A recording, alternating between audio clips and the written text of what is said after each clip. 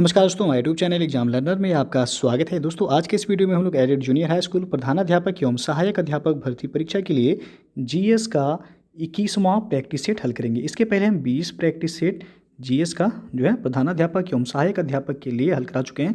तो जो लोग नहीं देखे हैं, चैनल के प्लेलिस्ट में जाइएगा, आपको वहाँ से सभी वीडियो मिल जाएंगे। तो वीडियो को आप लोग लाइक शेयर कर दीजिएगा। चैनल पर पहली बार आए हैं तो चैनल को सब्सक्राइब कर लीजिएगा, साथ में बेल आइकन को प्रेस कर लीजिएगा, जिससे आने वाले अगले वीडियो का नोटिफिकेशन आपको पहले मिलता रहे।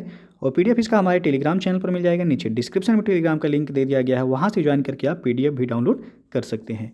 तो आइए शुरू करते हैं। तो आज का पहला प्रश्न है, मॉन्ट्रियल प्रोटोकॉल निम्न में से किसके संरक्षण से संबंधित है? तो यह ओजोन परत के संरक्षण से संबंधित है।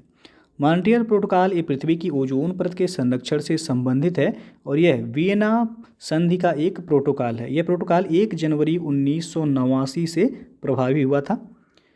और अगला क्वेश्चन है, भारत में हाथी परियोजना की शुरुआत की गई थी कब? तो यह हुआ था 1992 में। सी विकल्प यहाँ पे सही हो जाएगा। हाथियों की मौजूदा आबादी को उनके प्राकृतिक आवास स्थलों में दीर्घकालीन जीवन सुनिश्चित करने के लिए तथा पर्याप्त संख्या में हाथियों की आबादी रखने वाले राज्यों की सहायता करने के उद्देश्य से फरवरी 1992 में हाथी परियोजना शुरू की गई थी। और वर्ष 2017 की गणना के अनुसार भारत में हाथियों की कुल संख्या जो है वह 27,312 है। तो अभी तक जो है लेटेस्ट गणना के अनुसार जो है देखा जाए तो 27,312 हाथियों की संख्या है भारत में। और पूछा जाता है प्रश्न एक जो है आपका, प्रोजेक्ट टाइगर यानी कि बाघ परियोजना, ये आपका 1973 जो है याद रखिएगा। और अगला प्रश्न आपका कि उत्तर प्रदेश में पूर्वांचल एक्सप्रेसवे मार्ग निम्नलिखित में से किस नगर से नहीं गुजरेगा? तो ये आपका बस्ती से होकर के नहीं गुजरेगा। बी ऑप्शन यहाँ पे सही हो जाएगा। बाकी फैजाबाद, आजमगढ़, लखनऊ से यह प्रारंभ होकर बाराबंकी जो है, अमेठी, सुल्तानपुर, फैजाबाद, जो कि अब फैजाबाद का नाम अयोध्या कर दिया गया, आपको पता होगा। उसके बाद अंबेडकर नगर है, आजमगढ़, मऊ होते हुए गाजीपुर तक जाएगा पूर्वांचल एक्सप्रेसवे। बस्ती से यह होकर के नहीं गुजरेगा।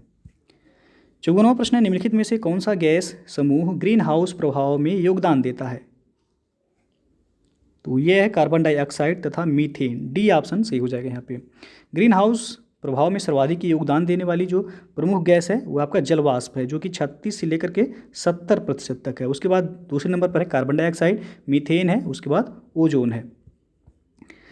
और अगला क्वेश्चन है, यमुना एक्सप्रेसवे है, तो यहाँ पे आपका बी विकल्प से हो जाएगा कि ग्रेटर नोएडा से आगरा तक। यमुना एक्सप्रेसवे को ताज एक्सप्रेसवे के नाम से भी जाना जाता है और इसकी लंबाई है 165.54 किलोमीटर। यह लंबा जो है यह राजमार्ग है और यह उत्तर प्रदेश के 2 शहरों ग्रेटर नोएडा एवं आगरा को यह जोड़ता है।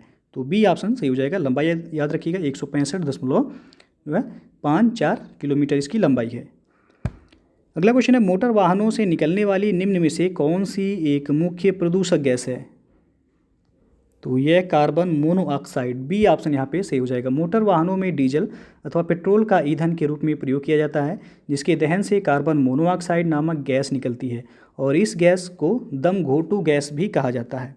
तो याद रखिएगा, कार्बन मोनोऑक्साइड गैस को दम घोटू गैस के नाम से भी जाना जाता है।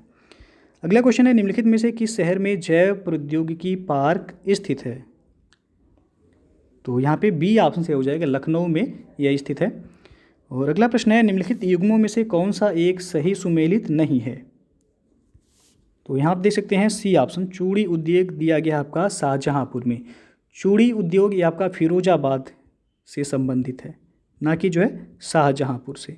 तो सी ऑप्शन आपका सुमेलित नहीं है यहाँ। ताला उद्योग अलीगढ़ में प्रसिद्ध है, कालीन उद्योग भदोही में, चिकन उद्योग ये आपका लखनऊ में जो है प्रसिद्ध है। और अगला क्वेश्चन है, आयुर्वेद का जनक किन्हें कहा जाता है?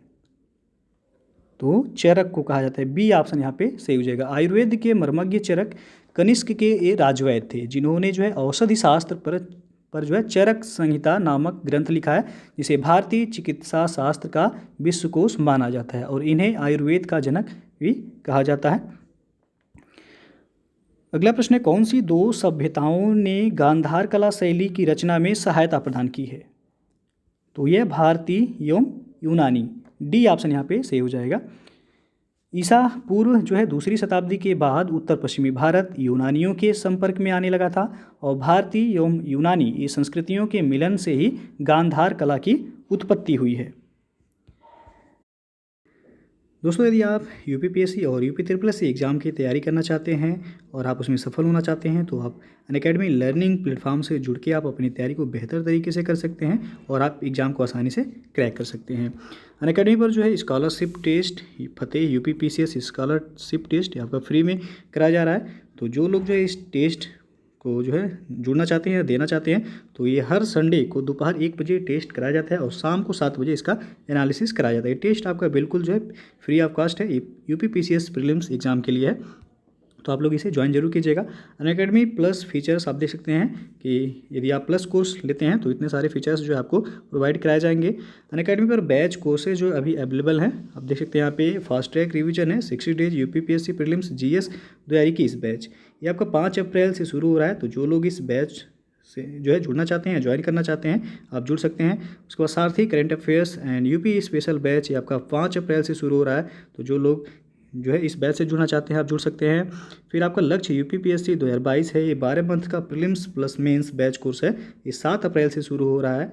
तो इसमें आप देख सकते हैं यूपी के टॉप एजुकेटर्स के द्वारा पूरे सिलेबस प्री और मेंस दोनों का सिलेबस जो है कंप्लीट कराया जाएगा। फिर आपका मिशन खाकी, ये कंप्लीट कोर्स है यूपीएसआई का, तो ये आपका 8 अप्रैल से ये बैच शुरू हो रहा है। तो जो लोग इस बैच से जुड़ना चाहते हैं आप जुड़ सकते हैं।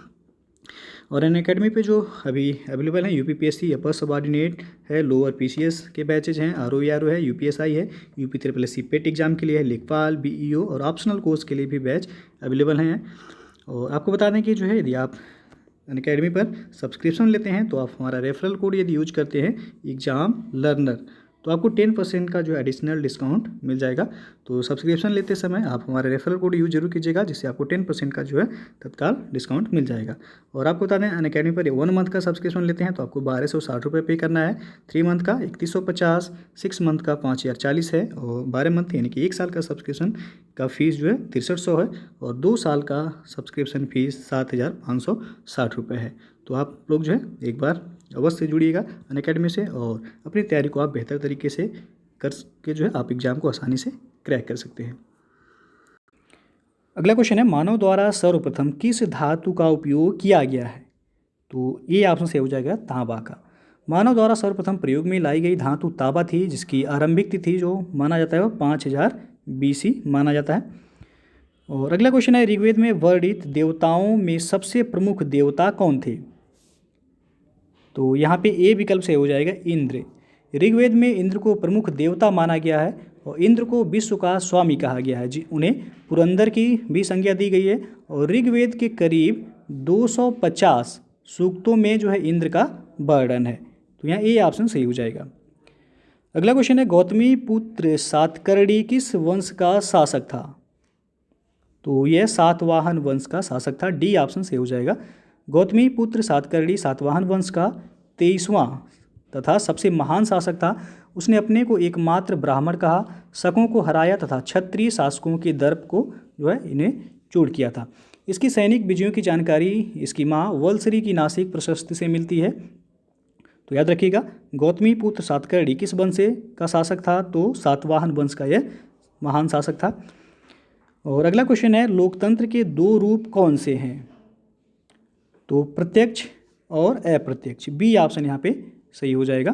प्रत्यक्ष लोकतंत्र, जब प्रभुसत्तावान जो है जनता प्रत्यक्ष रूप से शासन कार्यों में भाग लेती है और नीति निर्धारण और कानून बनाती है, प्रशासनिक अधिकारी नियुक्त कर उन पर नियंत्रण करती है, तो उसे हम प्रत्यक्ष लोकतंत्र कहते हैं। और अप्रत्यक्ष लोकतंत्र, जब प्रभुसत्तावान जनता स्वयं प्रत्यक्ष रूप से इस प्रकार की प्रभुसत्ता का प्रयोग न कर अपने प्रतिनिधियों के माध्यम से करती है, तो उसे हम जो है अप्रत्यक्ष लोकतंत्र कहते हैं। तो लोकतंत्र के दो रूप कौन से हैं? प्रत्यक्ष और अप्रत्यक्ष, बी ऑप्शन सही हो जाएगा। और अगला क्वेश्चन है, किसने बड़े पैमाने पर स्वर्ण मुद्रा यानी कि सोने की मुहर चलाई थी? तो यह कुषाण शासकों ने चलाया था, सी ऑप्शन सही हो जाएगा। कुषाणों के पास स्वर्ण का जो है भारी भंडार था, जिसे उन्होंने जो है एशिया के अल्टाई पहाड़ों एवं रोम से प्राप्त किया था। और स्वर्ण सिक्कों का प्रारंभ कुषाण शासक बिम्बकडफिसेस के काल से हुआ और कनिष्क के समय तक भारी मात्रा में स्वर्ण मुद्राओं का निर्माण होने लगा। कुषाणकालीन सिक्के जो है शुद्धता की दृष्टि से उत्कृष्ट थे। तो नाम याद रखिएगा, सबसे पहले जो कुषाण शासक बिम्बकडफिसेस के द्वारा जो है सोने का सिक्का जारी किया गया था। अगला प्रश्न है नैनार इससे संबंधित है। तो यहाँ पे बी ऑप्शन से हो जाएगा शिव यानी कि शैव संप्रदाय को नैनार कहा जाता है। दक्षिण भारत में शैव संप्रदाय के भक्तों को नैनार कहा गया और नैनार भक्तों ने भगवान शिव के सम्मान में सुंदर भजनों की रचना की थी। इनका समय 7वीं एवं 8वीं सदी के आसपास था। प्रमुख नैनार संत जो थे सबंदर थे, अप्पर एवं सुंदर मूर्ति, ये प्रमुख जो है नैनार संत थे। और अगला क्वेश्चन है गंगों की प्रथम राजधानी थी। तो वह था कोलर, सी ऑप्शन यहाँ पे सही हो जाएगा। गंगों की प्रथम राजधानी कोलाल या कोलर थी जो कि बाद में तलक्काडू हो गई थी। तो यहाँ पे जो है केवल सी ऑप्शन जो है सही हो जाएगा कि गंगों की प्रथम राजधानी पूछा गया है कोलर। और अगला प्रश्न आपका तिरुपति मंदिर अवस्थित है। तो यह आपका आंध्र प्रदेश में है, बी ऑप्शन यहाँ पे सही हो जाएगा। तिरुपति मंदिर ये आंध्र प्रदेश में 7 पहाड़ियों के झुंड के शिखर पर स्थित है। यह मंदिर दक्षिण भारतीय मंदिर स्थापत्य का एक अद्भुत नमूना है। और अगला क्वेश्चन है हर्षवर्धन द्वारा रचित नाटक कौन सा है। तो यहाँ पे जो है आपका सी ऑप्शन से हो जाएगा रत्नावली। हर्षवर्धन ने 3 नाटकों प्रियदर्शिका, रत्नावली तथा नागानंद की रचना की थी। तो यहाँ सी ऑप्शन जो है रत्नावली दिया गया, सही हो जाएगा। और अगला प्रश्न है टीपू सुल्तान की मृत्यु 1799 ईस्वी में किस युद्ध में हुई थी। तो श्रीरंगपट्टनम के युद्ध में, सी विकल्प यहाँ से हो जाएगा। टीपू सुल्तान कभी भी सहायक संधि के लिए तैयार नहीं हुआ था, अतः गवर्नर जनरल लॉर्ड वेलेजली ने टीपू सुल्तान पर फ्रांसीसियों के साथ मिलने का आरोप लगाकर 1799 ईस्वी में चतुर्थ आंग्ल मैसूर युद्ध की घोषणा कर दी और 4 मई 1799 को अपनी राजधानी श्रीरंगपट्टनम की रक्षा करते हुए टीपू सुल्तान वीरगति को प्राप्त हुआ था। नेक्स्ट क्वेश्चन है ईसा पूर्व द्वितीय सदी में कागज बनाने की कला को किसने खोजा था। तो चीनियों ने खोजा था, ए ऑप्शन यहाँ पे सही हो जाएगा। कागज बनाने की कला ईसा पूर्व द्वितीय सदी में चीनियों द्वारा खोजा गया था। आधुनिक पेपर बनाने की प्रक्रिया की खोज जिंग झांग ने की थी। एक व्यक्ति था जिसका नाम था जिंग झांग। और अगला प्रश्न है न्याय की चेन यानी कि न्याय की जंजीर भी जिसे कहा जाता है किसने स्थापित किया था। तो जहांगीर ने स्थापित किया था, सी विकल्प यहाँ पे सही हो जाएगा। जहांगीर न्याय करना राजा का व्यक्तिगत दायित्व मानता था, अतः उसने आगरा के किले के शाह बुर्ज तथा यमुना के किनारे पत्थर के स्तंभ के मध्य एक 30 गज की सोने की जंजीर बंधवाई थी, जिसे न्याय की जंजीर जो है कहा जाता था। और अगला क्वेश्चन है निम्नलिखित में से कौन सा कर भारत सरकार द्वारा नहीं लिया जाता है। तो यह है मार्ग कर यानी कि टोल टैक्स, डी विकल्प यहाँ पे सही हो जाएगा। भारत में मार्ग कर यानी कि टोल टैक्स ये भारत सरकार द्वारा नहीं लिया जाता, यह राज्य सरकार के द्वारा लिया जाता है। जबकि सेवा कर, शिक्षा कर और सीमा कर ये जो है सेंट्रल गवर्नमेंट यानी कि भारत सरकार के द्वारा लिया जाता है। अगला प्रश्न है गुरु गोविंद सिंह थे। तो यहाँ डी विकल्प से हो जाएगा। सभी कथन जो है यहाँ सही है। गुरु गोविंद सिंह ये सिखों के 10वें और अंतिम गुरु थे। इन्होंने सिखों की आंतरिक काउंसिल खालसा यानी कि खालसा पंथ की स्थापना भी की थी 30 मार्च 1699 में जो है, तथा दसम ग्रंथ की रचना भी इनके द्वारा किया गया था। तो डी विकल्प यहाँ से हो जाएगा। सभी कथन जो है सही हैं। और अगला प्रश्न है निम्नलिखित का सही रूप से मिलान कीजिए। कोड दिया गया है, कोड के माध्यम से बताना है कौन सा विकल्प सही हो जाएगा यहाँ पे। तो रॉबर्ट क्लाइव जो है ये द्वैध शासन, बंगाल में द्वैध शासन से जो है ये संबंधित है। तो यहाँ पे ए का हो जाएगा तीसरा। विलियम वेंटिक का संबंध हो जाएगा जो है अंग्रेजी शिक्षा से। तो बी का हो जाएगा यहाँ पे चौथा। चार्ल्स मेटकाफ का संबंध हो जाएगा यहाँ पे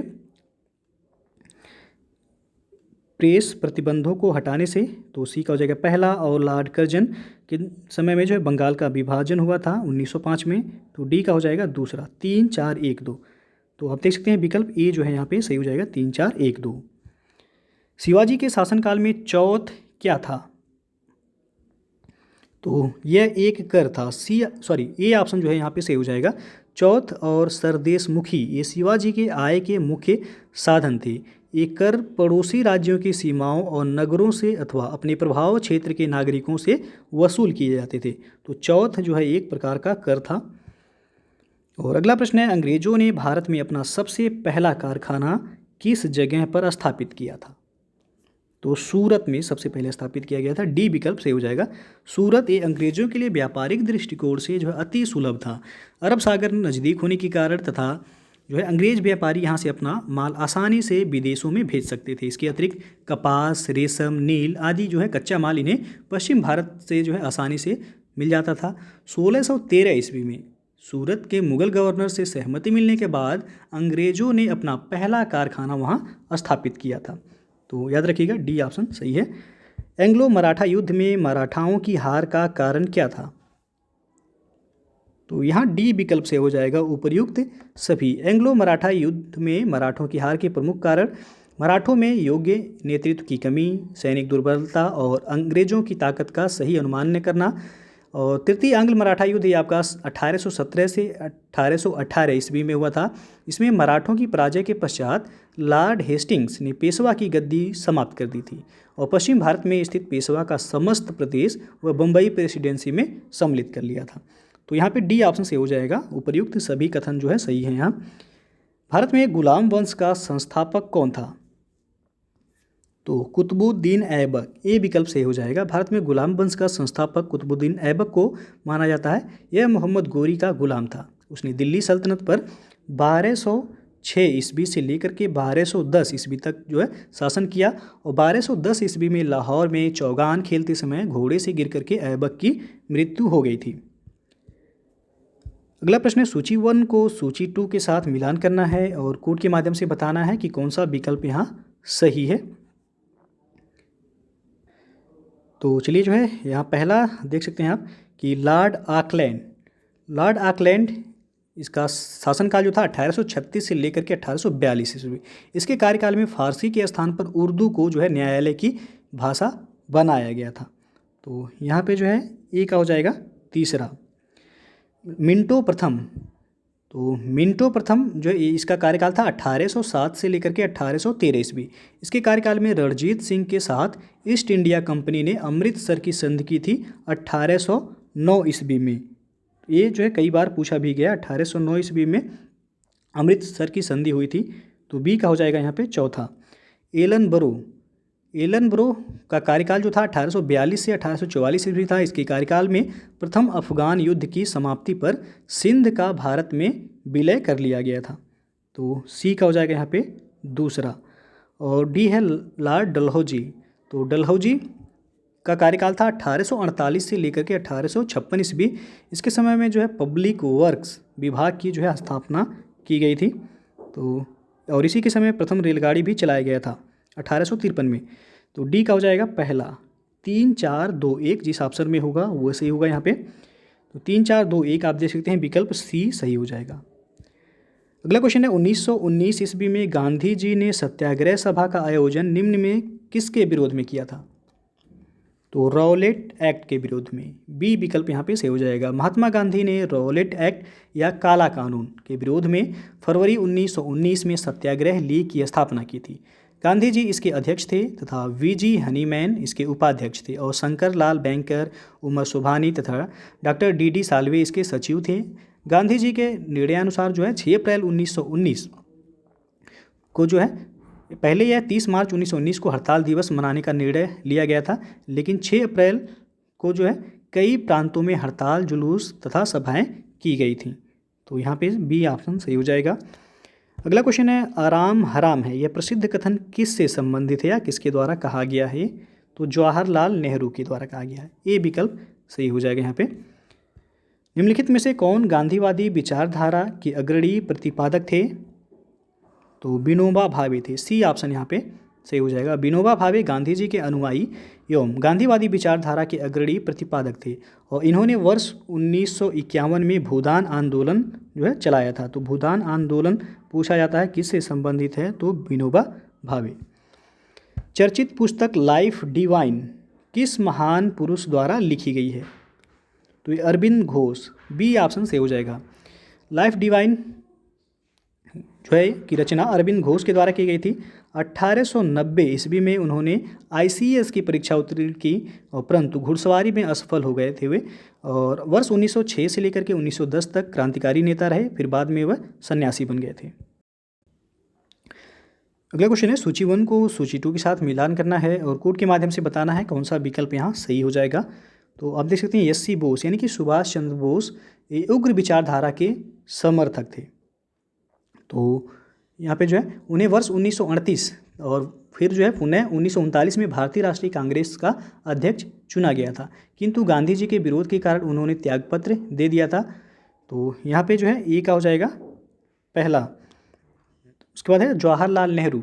जवाहरलाल नेहरू जो है ये इन्होंने वर्ष 1929 के लाहौर अधिवेशन में पूर्ण स्वराज का प्रस्ताव प्रस्तुत किया था। तो यहाँ पे बी का हो जाएगा चौथा। फिर सी है अब्दुल गफ्फार खान। अब्दुल गफ्फार खान ने जो है पश्चिमोत्तर भारत में लाल कुर्ती आंदोलन चलाया था। तो सी का हो जाएगा दूसरा। और डी है सरदार पटेल। तो सरदार वल्लभ भाई पटेल ने जो है वर्ष 1938 में बारदोली आंदोलन का नेतृत्व किया था इन्होंने। तो डी का हो जाएगा तीसरा, यानी कि 1 4 2 3। 1 4 2 3 जिस ऑप्शन में होगा वह सही हो जाएगा। तो आप देख सकते हैं विकल्प बी जो है यहाँ पे सही हो जाएगा। और अगला क्वेश्चन है बंग भंग का उद्देश्य था। तो डी ऑप्शन सही हो जाएगा कि पश्चिमी और पूर्वी बंगाल के हिंदुओं का विभाजन करना और हिंदू मुसलमान तनाव उत्पन्न करना। वस्तुतः बंगाल ये भारतीय राष्ट्रीय चेतना के केंद्र के रूप में विकसित हो रहा था। अंग्रेजों ने इसी जुझारू चेतना पर जो आघात करने के उद्देश्य से ही बंगाल के बंटवारे का निर्णय किया था। जैसा कि तत्कालीन गृह सचिव राइसले ने कहा था कि अविभाजित बंगाल एक बड़ी ताकत है और विभाजित होने से यह कमज़ोर हो जाएगी। हमारा मुख्य उद्देश्य बंगाल का बंटवारा करना है जिससे हमारे दुश्मन बट जाएं और कमज़ोर पड़ जाएं। तो बंगाल विभाजन या बंग भंग का उद्देश्य जो था कि पश्चिमी और पूर्वी बंगाल के हिंदुओं का विभाजन करना और हिंदू मुसलमान तनाव उत्पन्न करना। अगला क्वेश्चन है विधवा पुनर्विवाह का समर्थक कौन था। तो ईश्वर चंद्र विद्यासागर थे। ये ऑप्शन यहाँ पे सही हो जाएगा। ईश्वर चंद्र विद्यासागर के प्रयास से विधवा पुनर्विवाह अधिनियम लॉर्ड कैनिंग के समय में 1856 ईस्वी में पारित हुआ था और इस अधिनियम के द्वारा जो है विधवाओं के पुनर्विवाह को कानूनी मान्यता मिल गई थी। और नेक्स्ट क्वेश्चन है आपका कि 1940 ईस्वी में विनोबा भावे ने व्यक्तिगत सत्याग्रह कहाँ से शुरू किया था। तो अभी बताया गया आपको व्यक्तिगत सत्याग्रह। तो पूछा गया इसमें कहाँ से शुरू हुआ था।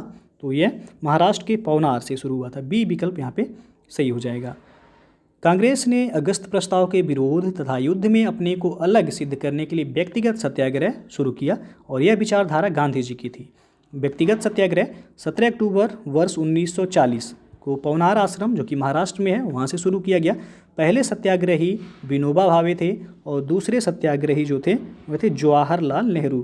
तो दोनों प्रश्न जो है पूछा जाता है कि व्यक्तिगत सत्याग्रह में जो है पहले सत्याग्रही कौन थे।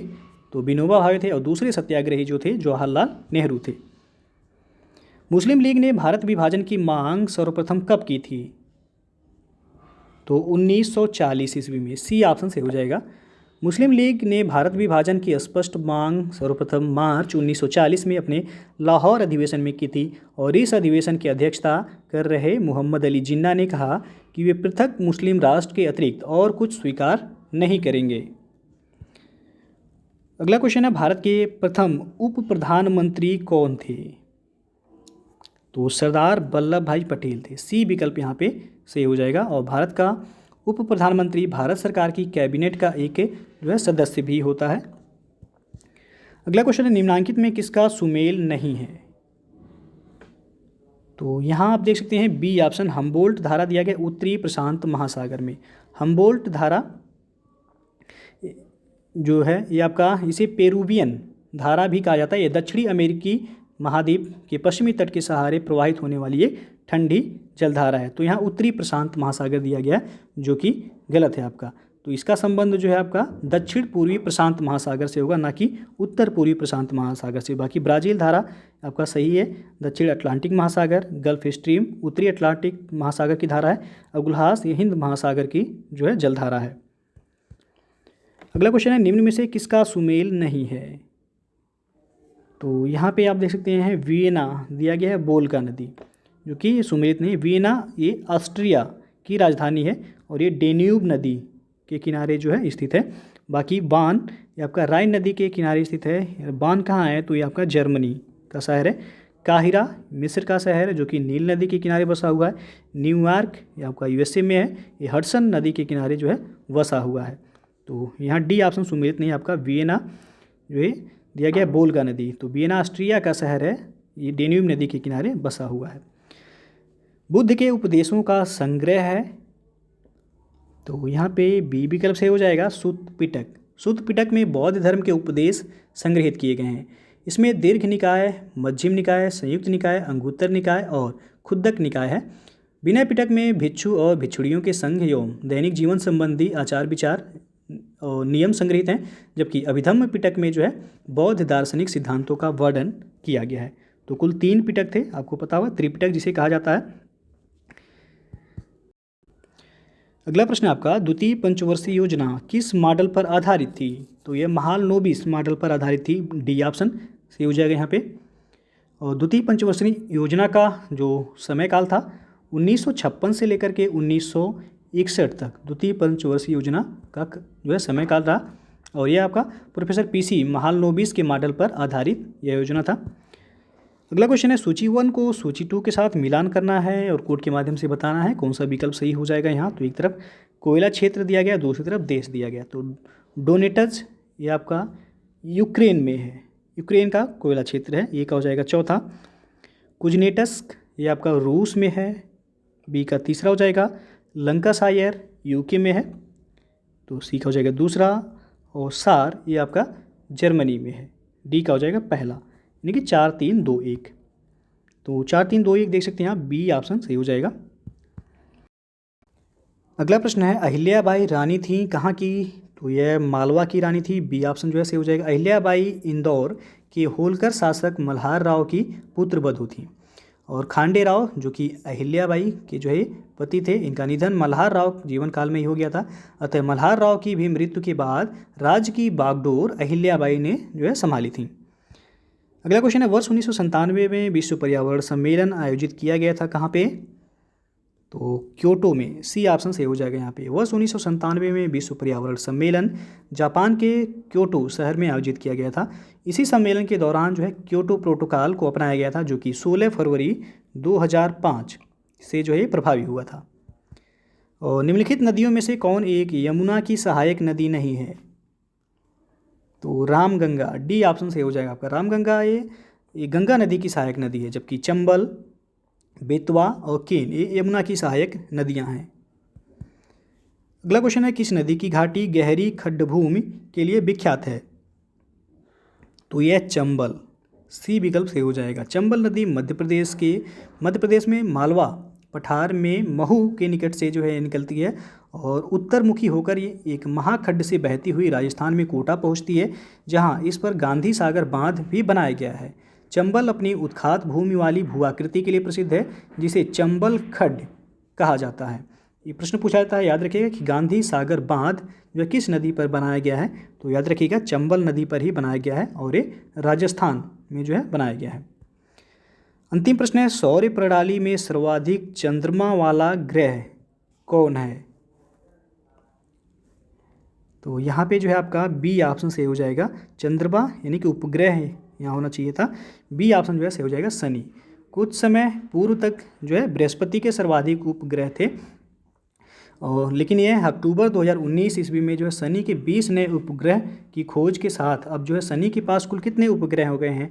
तो 82 उपग्रह हो गए हैं।